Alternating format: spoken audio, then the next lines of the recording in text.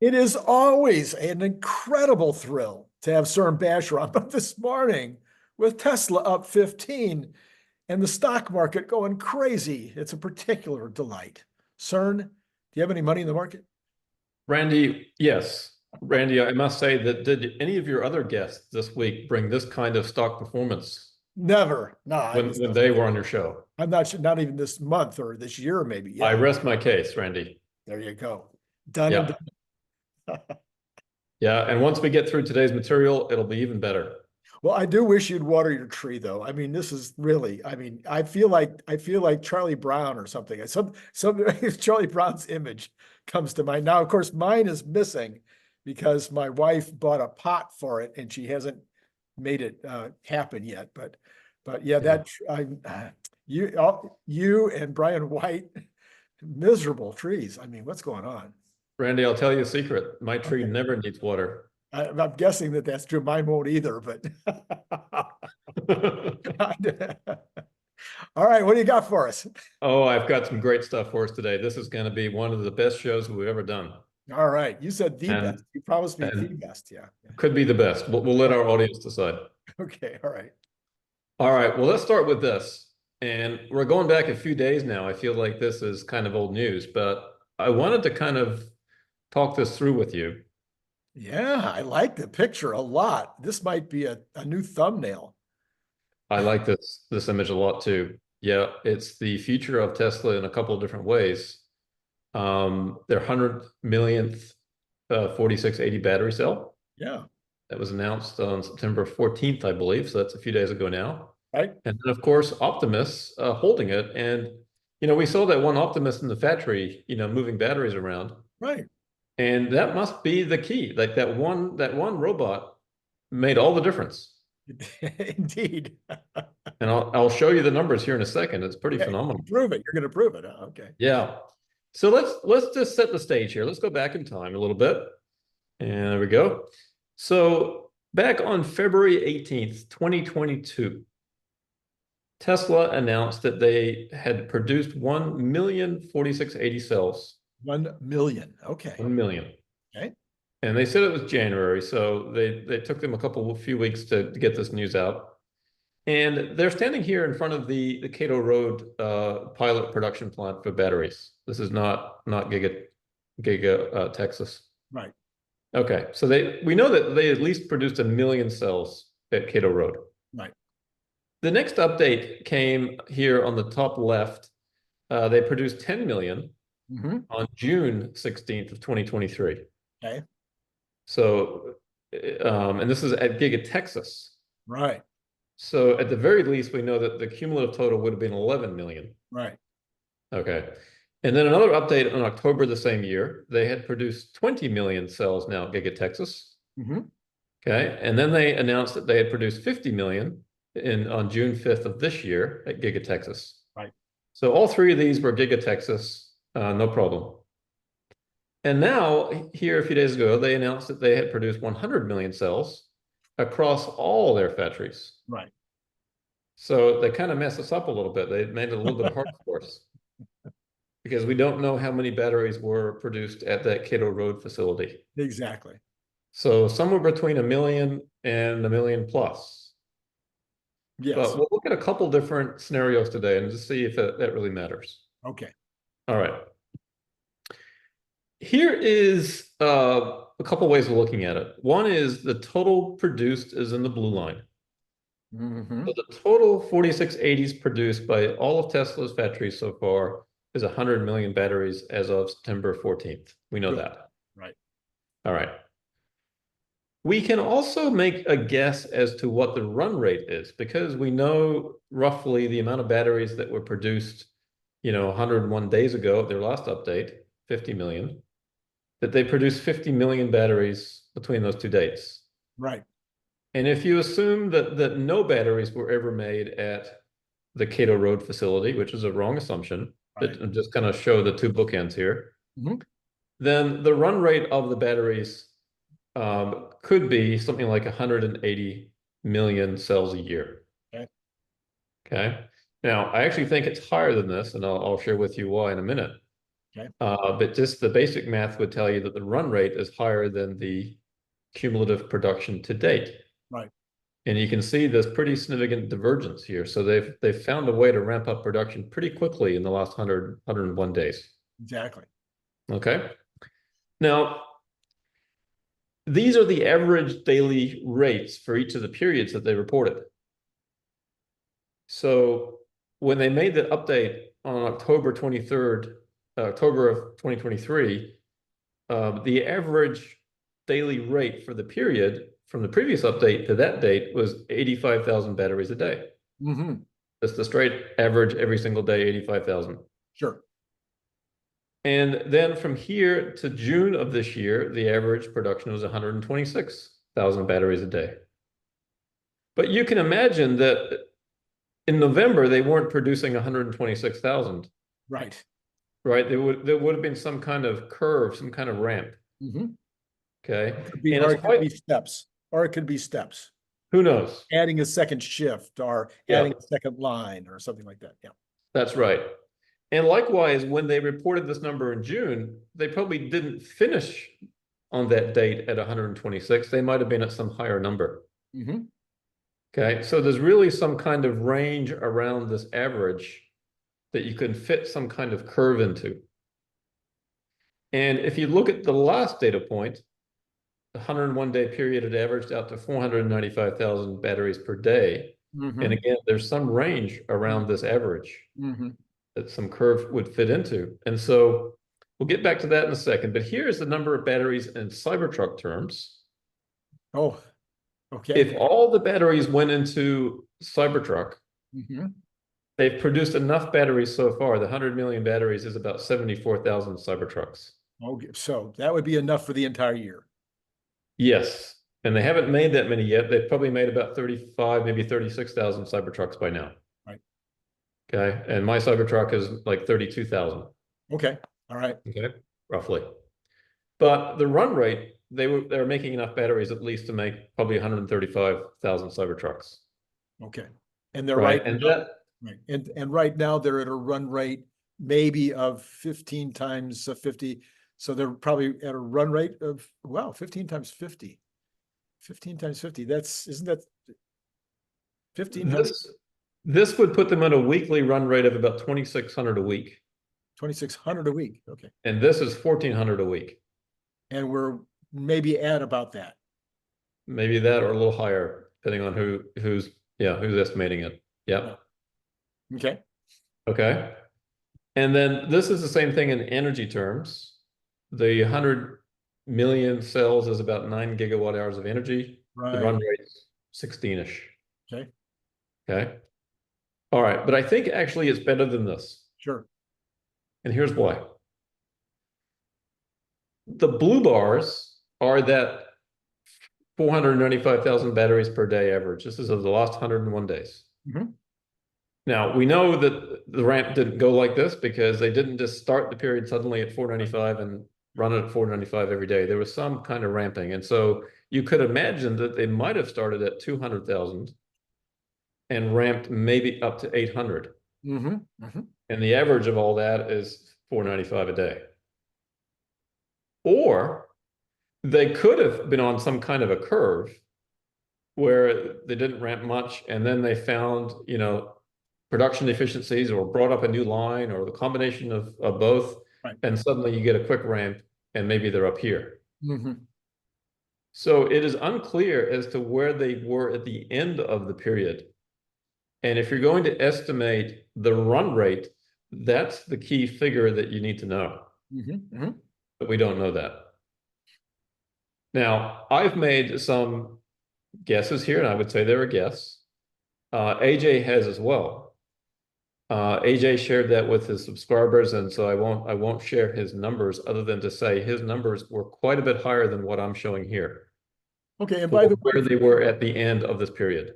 By the way, for the future, I'm a subscriber to AJ as well, and I don't think there's anything wrong. That's the whole point of one of the points of this show is I pay the money for those subscriptions so that I can bring stuff that's from behind paywalls, whether that's magazines, whether that's institutions, whether that's AJ. So I don't mind sharing that information.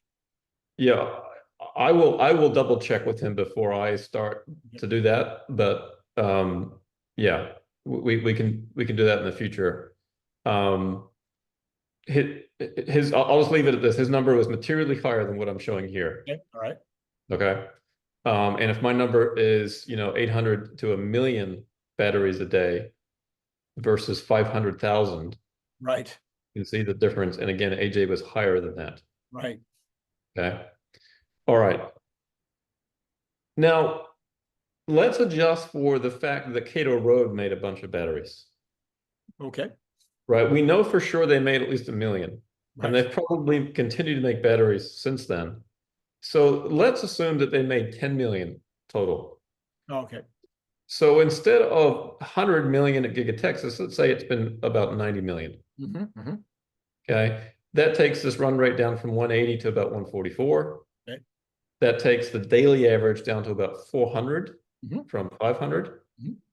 Okay. And that takes the number of Cybertrucks down to about 67,000, which is 1,300 a week.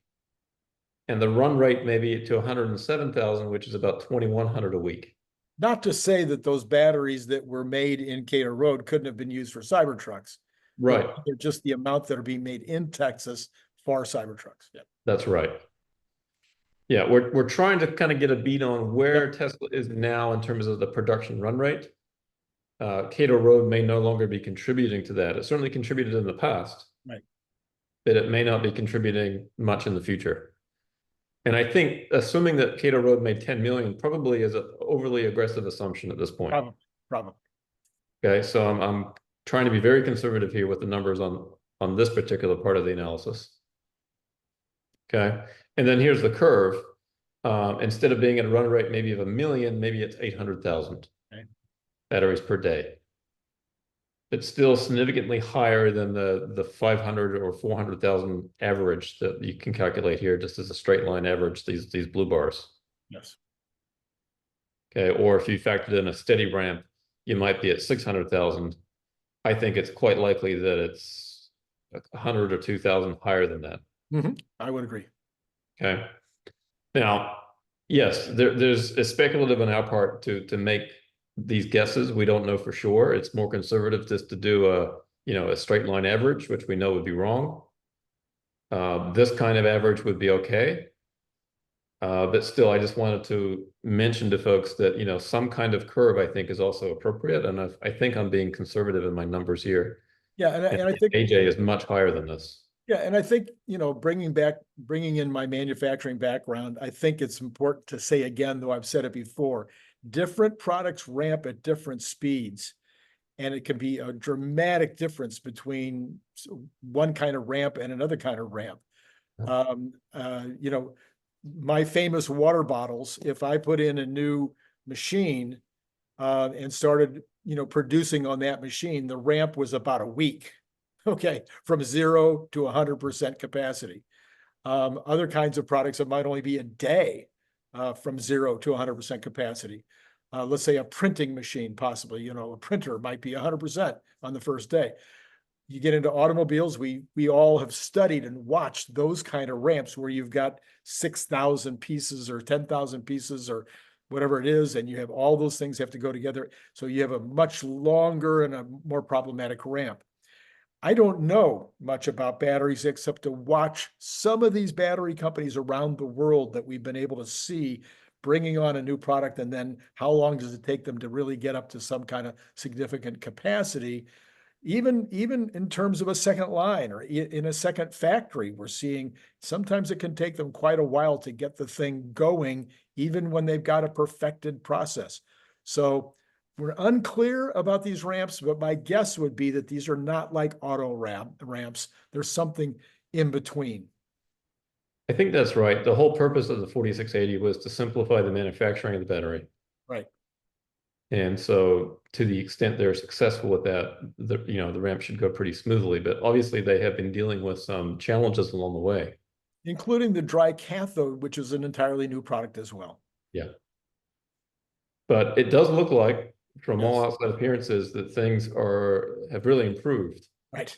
And so when we look out then, how long will it take them to produce 200 million cells? Mhm. Right? That's always my question. Okay, you did 100. How long Right. is it going to take you to double that? So let's work from the right side of this chart to the left. If they are only at a run rate of 500,000 cells a day, it'll take them 200 days. So you should expect an announcement on April 2nd of 2025. Okay, if it comes April 2nd, then here's the math. Then you Right. know. I've done the calculation for you. Okay, let's go to the left side. If they're running at 1,000,000 cells a day, we'll get an announcement just before Christmas. Right. Okay, December 23rd. If it's anywhere in the middle between 500,000 and 1,000,000, sometime in the first quarter of 2025, we'll get an announcement that they've produced 200 million. If they continue making these announcements, hopefully they do. Sure, sure. Right. So this is pretty exciting. And I mean, this is not too far away, no matter what scenario you look at here. Oh, yes, but I wouldn't be looking at any one of those scenarios, and I'm going to guess you aren't either. Why is that? Well, because you would assume that the ramp will continue to get bigger. Yes, absolutely. Right. And also, I didn't include AJ's number, which would put us further left on this Even further, chart. right, right, right. Right. So yes, the announcement could come a lot sooner. So Anyway, it's exciting. if we're starting even at 800,000, 900,000, and we're continuing to ramp, potentially, let's say the 200 millionth battery, there's going to be a center point on that between, say, 1,000,000 and 800,000 a day and 1.5 million a day or something of that nature. And so we'd be able to kind of maybe get some guesstimate going on there. Did you do that? Of course. Oh, okay. Randy, you know I'm fearless when it comes to making guesstimates. Absolutely. Yeah, they're just numbers in a spreadsheet. So the question is, But you make them look so pretty. well, I tried to, although let me say this. I have been scolded for not putting the axes on these charts. I see. And in my defense, I said, well, I color coded everything. Like you should be able to tell. But apparently that wasn't good enough. So I don't know if I'll change my ways or not. But I hear the feedback, Randy. I'm just not sure that I'm going to change Of course, of course. my approach. So what will all these batteries be used for? Well, you can put them in Cybertruck, and they were being used in Cybertruck. Right. And what this little chart or this little image is showing is that the batteries that go into 7.5 Cybertrucks would be used for one semi. Got it. Right. And these are the two products right now where the batteries are being used. And obviously they're not making a whole lot of semis. Hopefully they can scale that production up, next year. And the question is, what else are they going to use the batteries for? Well, previously they used some for a Model Y with a structural battery pack. Right. So if they announce that again, then we know that they're going in that. But we can also infer that they're going to use them for robotaxi, or maybe even the compact vehicle that they may or may not announce. Right. So obviously they're planning on using it for something. Yeah, and we've been speculating on the channel that they might not just have the one chemistry. We might have other chemistries. So 4680s might eventually end up everywhere. They could be used in every application. Elon has said that they would intend to use them in energy, the energy storage products. AJ has pointed out that really it's not a matter of making them, it's a matter of the cost difference. Right. Right. But of course you've got to scale up production to see where you can get your cost down to. And that was one of the things about the 4680 was it was materially lower cost to make than other batteries. Right. And takes up way less space in the warehouse. Way less space and easier to scale and all that. Yep. So speaking of the semi, we had some news this week that Tesla now has 86 of them. And if you don't know what 86 semis look like, here it is. Okay. Now these aren't life size. They're actually a little bigger than these, Randy. These aren't toys. It's a real thing. And I note on the bottom that that's Pepsi has a fleet of 11,000 tractor trucks, these Total, yes. combination trucks, semis. So they only have to buy 10,914 more, Yeah, which, by the way, would be at least a $2.2 billion investment. nice numbers. And that's assuming the semi sells for a couple of 100,000, which is probably pretty low at this point in terms of the average selling price. I think it maybe more expensive than that. Yeah, this is a big guess. This is I spent a little time talking about this a couple of days ago. It's like I would think they would sell them for as much as they possibly could squeeze out. And yet the commentary from the talk the other day in Germany was, well, we're going to try to be competitive with diesel. And I'm like, why? Why do you want to do that? Anyway, but I think the minimum on diesel that you can get a decent truck is around 125, 150. So the 175 to 225 would certainly probably be the range. I just would hope they would be going for the top of the range.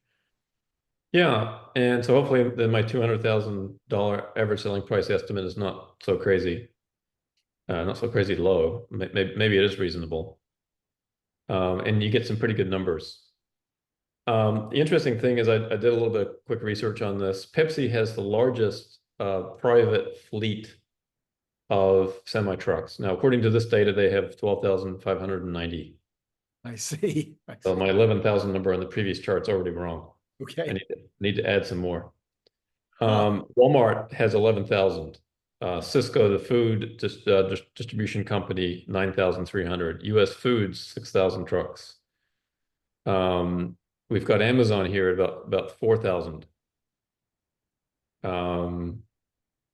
McLean, I think, is a company that Warren Buffett owns.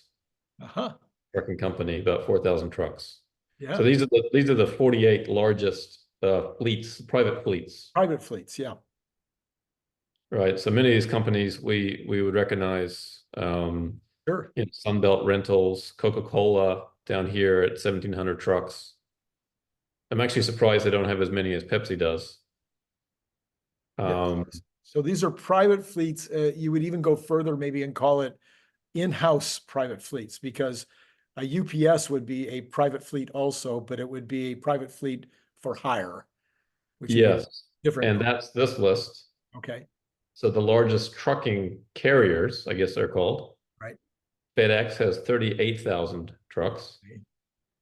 Knight Transportation, Knight Swift, 29,000, JB Hunt, 23,000, R&L Carriers, 16,000, and UPS at just under 17,000.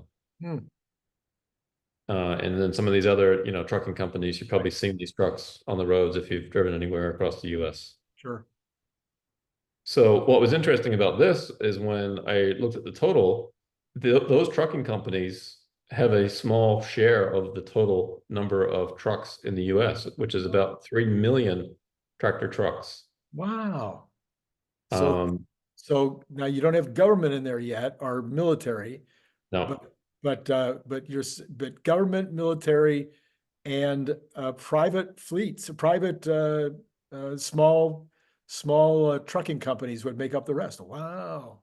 Yeah, and these numbers, by the way, there's 13.5 million registered trucks, which today actually may be closer to 14 million, kind of in that range. Huh? They also include what's called a straight truck, so a truck that's not a tractor truck with a trailer, it's just one unit.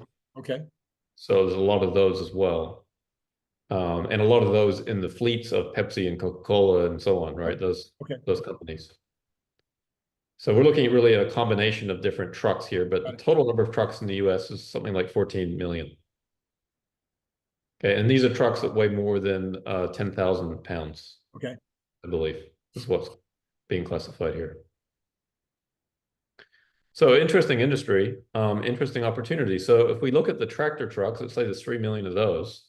Let's say the average price is 200,000. That's a $600 billion opportunity to replace all those trucks. Now, I calculated the number of factories that Tesla would have to build. If they took 15 years to replace, they would need 4 Sparks, Nevada semi-truck factories with a capacity of 50,000 vehicles. They need to build 4 of them. Yeah. So if there's any politicians out there that wants to bring in some jobs for your locality, you might want to give Tesla a call to see if they're interested in building a truck factory in your area. Yeah, and this is where, again, I have to give Brian Wong a huge amount of credit all the way back in the Elon Musk mission book.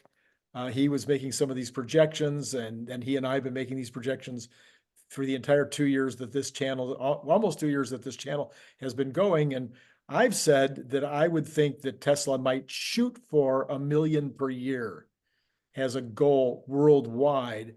Brian thinks they should shoot for the whole banana at 4 million a year. So there's the range between the two of us. We shall see. It's a bigger opportunity than I realized when I was looking at some of these numbers. By the way, if they're going to replace those 3 million over 15 years, they need to produce 5.5 million 4680s a day. Okay. Okay. That's a 10x increase over what they just did in the last 101 days. Okay, so they've got some ramping to do. Well, yeah, but they've got the plan. So, yeah. And then if we include the straight trucks, there's another 10.5, 11 million of those. That's a $2.1 trillion opportunity. You need another 14 factories for those. And by the way, I use 15 years because a truck on average lasts about 15 years. Right. So all the ICE trucks are going to need replacing at some point anyway. Right. So you might as well do it over that replacement cycle.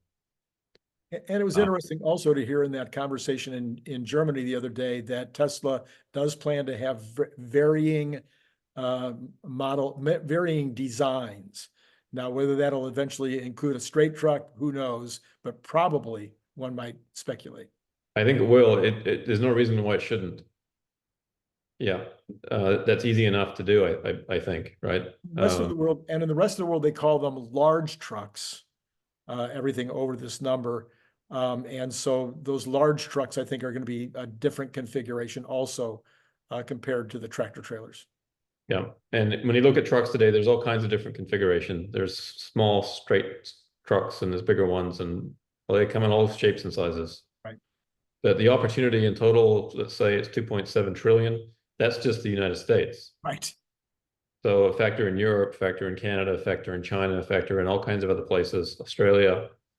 There's a lot of trucks to be replaced over the next 15, 20, 30 years. As with everything else, China is the biggest market. Yeah.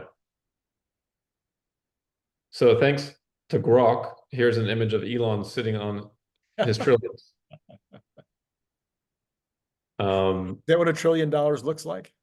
I asked for an image of Elon sitting on $1 trillion, and this is what it gave me. So yes, so Grok is never wrong. So this is exactly what $1 trillion looks like, Randy. I was thinking, all right, so are those $1 million bills? There are not $1 million bills in circulation, so no, they would probably be $100 bills. Although the identity of the bills has been pretty well hidden. Blurred, but yeah. Elon looks pretty happy. He looks like the semi-business is going pretty well. Yeah. All right. So, I include a lot of pictures of the Cybertruck, and I've been inspired now for Halloween. Now that I've got a Cybertruck, I might do something like this. This will be fun. And actually now I can contribute my own photos. This is a photo I took of my truck. Oh, wow. At sunset one night. Oh, I see. You haven't had yours wrapped yet. Not yet. I'm not in any rush to. I'm enjoying the refrigerator look. There you go. All right. Yeah, and don't look too closely at the image. My truck wasn't completely clean. There's bugs and it rains in Florida, so it's hard to keep the truck clean. Yeah, it's very nice though. Very nice. Yeah, and here's a little different angle. Yep. And then, as we always do on the show, we introduce new products. Here's the latest one. It's very large. You can see that this is a picture of Elon standing next to it. Yeah. So I don't know for what purpose this is for, but I suppose off-road in style, I suppose. I guess, yeah. Yeah. It's a very large vehicle. It is. Yeah. I asked Grok for a picture of Elon standing next to a Cybertruck, and this is what I got. I see. Grok has got some work to do, I guess, in terms of his image making capability, but it's very, very interesting and very, very pretty. It's a very nice looking vehicle. Yeah. All right, a brief tangent. Um, it's certainly coming from a place like Florida where it's pretty warm. I appreciate air conditioning. Yeah, And I didn't really fully appreciate how important air conditioning is in the world. I think we take it for granted here in the US. About 90% of homes in the US have air conditioning. yeah. The only country that's listed here as higher is Japan, 91%. Wow. Korea, 86. Saudi Arabia, 63 only, which is hard to believe. Oh. China, 60% of the homes have air conditioning. And then the rest of the world, my gosh, Yeah. air conditioning is a growth industry. And in Europe, only 10% of the homes have air conditioning. Yeah. So if the world does continue to warm up a little bit, air conditioning businesses may do very well. And it may also be a future opportunity for Tesla. Yeah, I've always been fascinated by the whole air conditioning thing since I was a baby boomer in the beginning baby boomer years. We didn't have home air conditioning at all until about 1957, 56 is when the window air conditioners started becoming available. And my dad got one, I think about 58, 59. But I believe that I think it created the largest immigration in the history of the world in the United States between the North and the South, because when I was born, I think only Dallas would have been even remotely close to the top 10 cities in the country that was located in Texas. And now I think it's 4 of the top 10 and 6 of the top 15 largest cities in the country are located in Texas. Yeah, and think about Florida, it would be pretty hard in Miami, Orlando, Tampa. Yeah. And you've Um, got Phoenix, which is also in the yeah, top. and even So Atlanta would be pretty rough without air conditioning. right. Yep. This is from a piece from Ben Carlson. I didn't write this. This is Ben's work, and he's talking about Singapore and the founding father of Singapore, saying that was air conditioning was one of the main drivers that turned that nation from few natural resources into one of the most prosperous countries in the world. Right. Um, and then the last paragraph there, when air conditioning first became widespread in the United States in the 50s and 60s, a study found that federal employees saw their productivity rise 24% when they moved into an office with AC. Again, for the younger people out there, you may not realize that movie theaters were super, super popular during the 40s and the 50s because they were air conditioned. This is Yeah. also true for shopping, the major shopping chains. If you wanted to go shopping at Macy's or May Company or Bloomingdale's, these were air conditioned, and that was a good reason to go. When I read this, my idea was we should crank up the air conditioning even more at government offices to make them even more productive, if that's Right. key. Although I suppose we reached the limit on that. And then to your point about development heading south, the world's largest cities previously, London, Paris, New York, Tokyo, were created in moderate climates. But the fastest growing cities in the world are in tropical climates now. Right.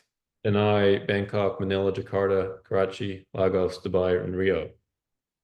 So the ability to control temperature and humidity obviously is a key thing to make those places much more livable. Yeah, I was surprised that your list didn't include like Mexico City, Brasilia, some of these other. Now I don't know how warm Brasilia is because it's pretty far south, so it might not be that hot there. I'm not sure. Yeah, all of Brazil is pretty warm. Sao Paulo certainly would be on the list here. Randy, if I had written this, it would have, but this is not my work. So, yeah, I wouldn't have made such a mistake, Randy, to not I include see. those I see. places. Yes, yes. All right, moving from that diversion to another grok image. This is Elon watching Starship ascend. If it ever does again. Yes, Grok didn't quite get this right, but it tried. And I'm pretty sure that Elon's not allowed to stand that close to a launch. Yeah, yeah. Well, You if know? anybody can. Yeah. But this was kind of an interesting stat. Starlink now has 61% of the global active satellites, 6,333, and it's probably higher than this because they probably put more in orbit this last week. Yeah, Phenomenal number of satellites. that is just crazy. Yeah, and they're not close to done. they're not done yet. Yeah. Yep. And continuing with the theme of images of Elon from behind, here he is looking down one of the boring tunnels. Again, according to Grok. Grok doesn't quite have this right. The boring tunnels don't quite look like this inside. No, I don't think so. But I thought this was interesting. Prufrock 4 has begun testing in the Oh, factory in Bastrop, Texas. It's 308 feet long, about a football field. wow. It Wow. weighs 150 SUVs. And it produces up to 4.7 million pounds of thrust, which is 90% of a Falcon Heavy liftoff thrust. So if you're wondering why Elon is doing boring machines, it's like a rocket in the ground. Wow. Holy Yeah.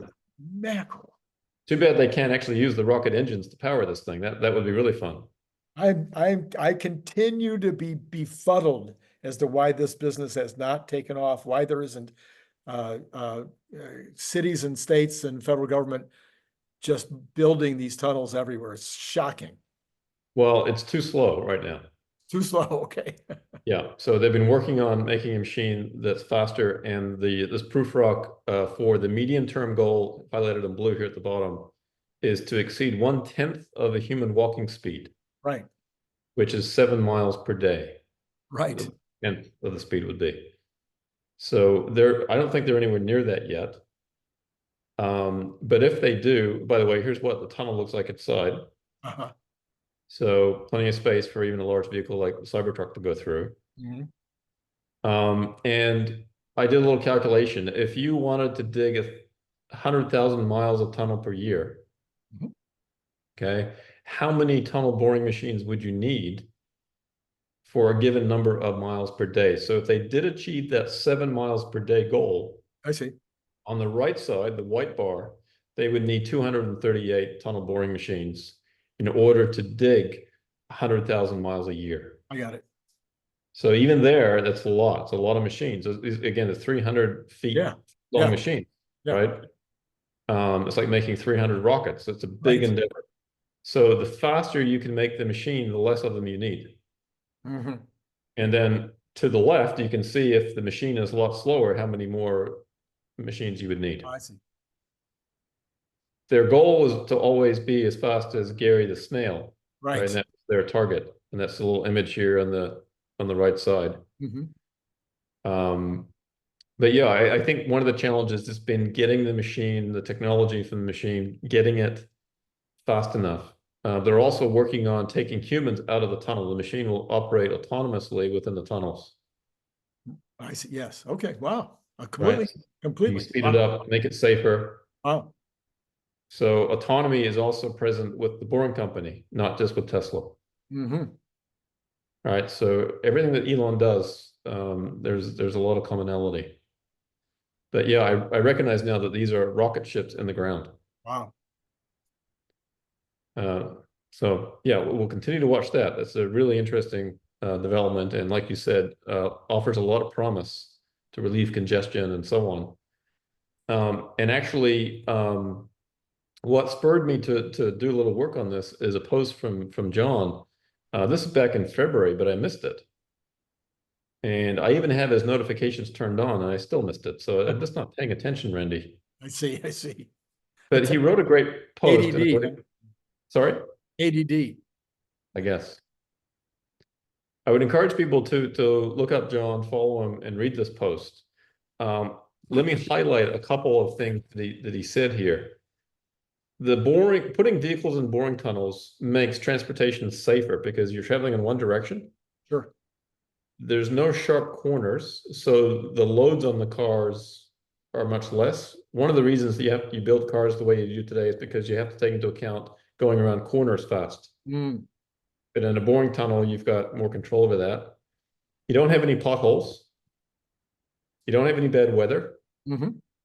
And you don't have to worry about hitting anything. There's no deer is going to jump out at you in a boring tunnel. Right. The improvements in safety is nice. Are people jumping out in front of you? For people. Like, for instance, on skateboards or on Yep. things like that. Yeah. Yeah. And ideally, you would want larger vehicles. You could put like a van in there, carry more people. Or another way to do it is to have small vehicles and then kind of convoy them together. And so you can have all these vehicles collect people from different points, come into the tunnels, kind of link up like a train, go through the tunnel, and the benefit of that is the slipstream. Right. If you've ever been in a subway and the train arrives, you often feel a rush of air before the train gets there. Sure. And that actually then requires less energy to move those cars through the tunnel if you've got that airflow. And it's quite a bit of savings. And if you don't have to worry about the vehicles hitting each other, you can make them lighter because you don't need as much safety built into the vehicle. You could have a smaller battery pack, so it's cheaper. And the wheels don't need to be as large because you don't have to worry about potholes and that kind of thing. So you also save on cost and also gain efficiency from that. Right. So a lot of really interesting things brought up by John in his article. So thank you, John, for that. And here's Elon working in the tunnel. I see. Rock is on fire this week, Randy. Yeah. Okay. Let's jump to EVs. Okay. Here is the monthly BEV and plug-in hybrid vehicle sales in the US. So not so happy that that includes both, but in the month of August, 121,000 BEVs and plug-in hybrids were sold in the US, which is a record. Right. Okay. So the trend is up here. There was a brief pause here towards the end of last year, early this year, and things are back on track again. Here is the numbers breaking out BEVs and the plug-in hybrids. Although interestingly on this chart, I guess this 121 is just the BEVs, even though the title said both. Yeah. Okay. They're showing the plug-in hybrids here separately at 24,000. All right. So let's assume that that is right. In that case, the BEVs by themselves are at a record level in the month of August, accounting for about 10% of the total vehicle sales in the US in that month, which also appears to be a record just ahead of January this year. Right. 10.2 versus 10%. Yeah, which does put us behind the speculation of about 2 years ago when we thought we might be closer to 10.6, 10.7 this year. Yeah, there'll be some bumps along the way. That's to be expected. Not 10.7. I mean, about 16 or 17% Sure. is the expectation. Yeah, if you extend this line, we should be quite a bit higher than where we are now. And maybe we'll catch up at some point. Yep. Here is ICE sales. Yeah. Kind of flatlined and the share has gone down. The share now is 79%. So that's a pretty steady decline. That's a good thing to see. Okay. Yep. And this is a post by a guy, I believe he's in Austria. And he puts these S curves together, and I'll show you a larger version of this in a second. But my 2 cents on this is that autonomy has the potential to accelerate the adoption rate on this S curve. Right. And here's his numbers. So he's showing, again, the BEVs 121,000 in August. So that's consistent with what we just saw. Yep. Okay. And he is saying that he believes that we'll have 50% BEVs in the US by late 2033. And we'll be at 80% by sometime in 2039. Okay. Okay. And I believe, if I remember correctly, I think he's a statistician. So you know he's lying with the numbers.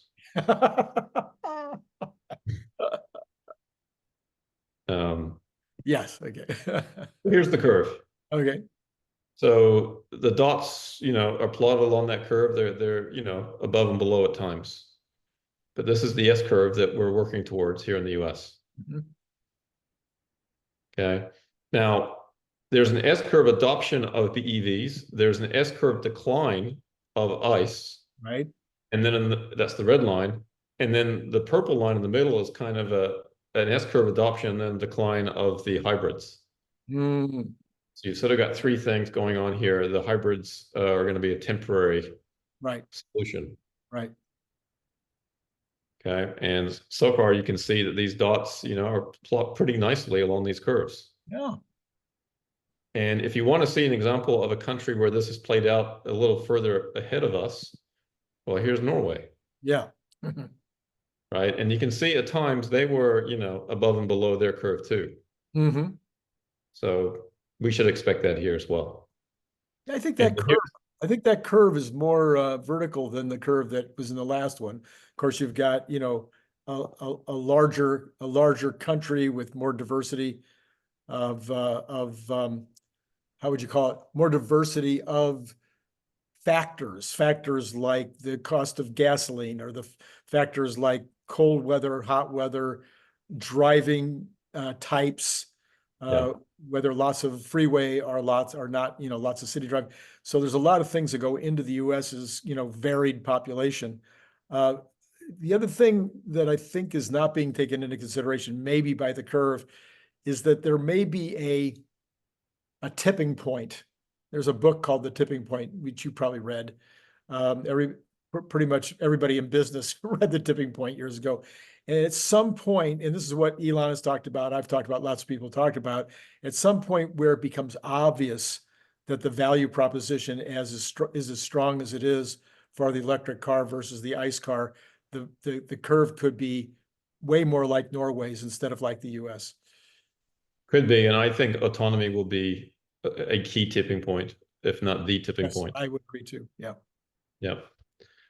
Here's the Norway curve with all three curves overlaid. Interesting. So that's that. So here's Grok showing Elon smashing ice. I see. He has an appropriately sized hammer. But yeah, it didn't quite get this right. I wonder if we could sell those hammers. That would be fun. Yeah, like the Boring Company flamethrower and so on. Yes. All right. Well, something happened yesterday, Randy. I'm not sure if you're aware. I was kind of paying attention. Yeah, I thought this was a cute cartoon, the Fed, and then the Fed up, with apologies to Grant Wood. Yeah, we saw a little rate cut here in the US yesterday. Mhm. Indonesia lowered their rates as well, and today Hong Kong and Saudi Arabia cut rates 50 basis points. Oh, wow. Okay. Interestingly, Brazil raised their rates, so they maybe didn't get the message, didn't translate properly from the Fed. I don't know. A completely different set of things going on down there. Yes, and you can see that inflation here in Brazil at 10.5% is quite a bit higher than what we're dealing with here now. Yes. Yes. I'm sorry, that's the interest rate. Inflation year over year in Brazil is 4%. Actually, not terrible. Oh, no, Sorry, not this as is the horrible as wrong we number. thought. Okay.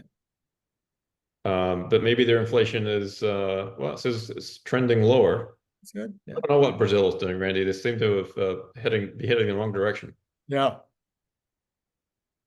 Although they did cut in May, Hmm. and then they've raised now. So we'll save that for another day to solve the Perfect Brazilian Brazil. mystery. So with the Fed rate cut, it'd be interesting to see now what happens to the interest expense on our debt. Can we get this below $1 trillion? Hmm. That will be fun to see. And then this cartoon I thought was great. What will you do once the Fed cuts rates? Ask for another one. And now everybody's attention is turning to when's the Fed going to cut again and by how much? Yes, of course. Yes, of course. Yeah. The bulls are never satisfied, are they? So that brings us to the end of this show, and I'm going to tease the next one. Oh, okay. Randy, you asked me to come prepared with 10 questions for Elon. Yes. And I've done better than that. The next show is going to be great. And so we'll end this here, Okay. the preview of what we're going to talk about. But yes, we have a whole bunch of questions for Elon, and I've sourced them from some very talented people. Oh, okay. All right. So you didn't just use your own noggin. No, there's not much up there. Well, so you've outgrown your hair? That too. All right, well, then CERN, we'll end it there, as you just pointed out. Just thank you again, as always, for coming and doing this on Thursday. And I didn't know that today, this particular Thursday, that we would have good news Thursday in the middle of the day, as well as hopefully at the end of the day. But just for fun, as we end this show, did you make it better or worse during that time? It's flat, 1552. I think we were pretty close to that when we started. So you didn't impact it yet. Of course, it hasn't shown yet. We'll have to see what happens when we actually put it up and make it live. It's good news actually, because it means that expectations for this show were high, and so the market went up. And I didn't disappoint, and so the market didn't go down. That's right. There you go. I delivered on the expectations, Randy. All right, perfect. All right, well then, until the next show, it has been great talking to you guys. Thanks, Randy.